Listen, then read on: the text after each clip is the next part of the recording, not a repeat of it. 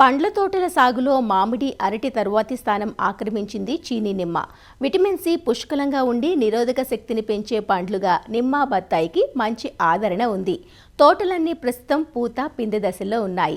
ఇప్పుడున్న అధిక ఎండలకు, వడగాలులకు పూత, పిందె రాలటం, కాయల పెరుగుదల అంతంత మాత్రంగానే ఉండటం, రసం పీల్చు పురుగుల తాకిడి ఎక్కువగా ఉండటం వంటి సమస్యలు తలెత్తుతాయి. ఈ సమస్యలను అధిగమించి నాణ్యమైన దిగుబడులు సాధించాలంటే వేసవిలో నిమ్మ, బత్తాయి తోటల్లో చేపట్టాల్సిన యాజమాన్య సస్యరక్షణ చర్యలు తెలియజేస్తున్నారు వైఎస్ఆర్ ఉద్యాన విశ్వవిద్యాలయం పశ్చిమ గోదావరి జిల్లా ఉండి కృషి విజ్ఞాన కేంద్రం శాస్త్రవేత్త డాక్టర్ బిందు ప్రవీణ.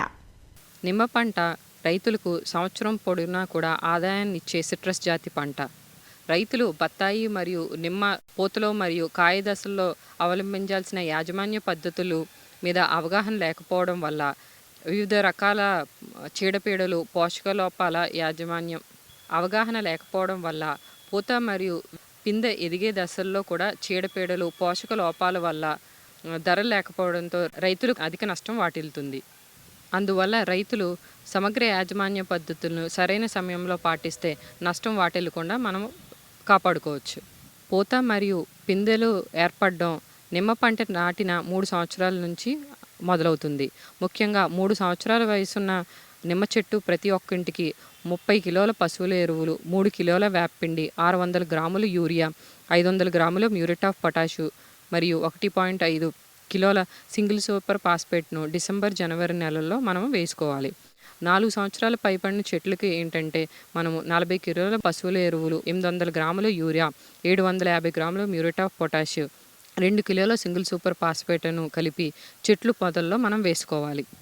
1 ఎకరం బత్తాయి పంటకు పూత దశ నుండి కాయ ఎదిగే దశ వరకు అనగా 31 నుంచి 80 రోజుల వ్యవధిలో మనము యూరియా అనేది 40 కిలోల యూరియా అనేది 3 దఫాలుగా అంటే 14 కిలోలు ఒక దఫాకు చొప్పున వేసుకుని, అదేవిధంగా 319 అనే ఎరువును 27 కిలోలను 3 దఫాలుగా వేసుకోవాలి.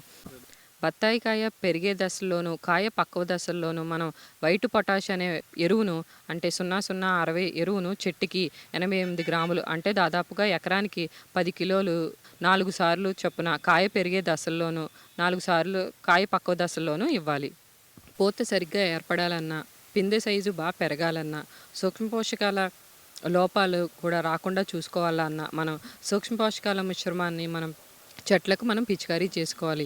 దీని కొరకు మనం భారతీయ ఉద్యాన పరిశోధన సంస్థ బెంగళూరు వారి నుంచి తయారు చేయబడిన అర్కా సిట్రస్ స్పెషల్ అనే సూక్ష్మ పోషకాల మిశ్రమాన్ని పూత ఏర్పడడానికి 1 నెల ముందు, పూత ఏర్పడిన తర్వాత కాయ ఎదిగే దశల్లో అనగా బఠానీ గింజ సైజుల్లో ఉన్నప్పుడు, పిందెల మీద గోళీకాయ దశల్లోనూ లీటర్ నీటికి 5 గ్రాముల చొప్పున మనం పిచికారీ చేసుకుని అధిక దిగుబడులను పొందవచ్చు.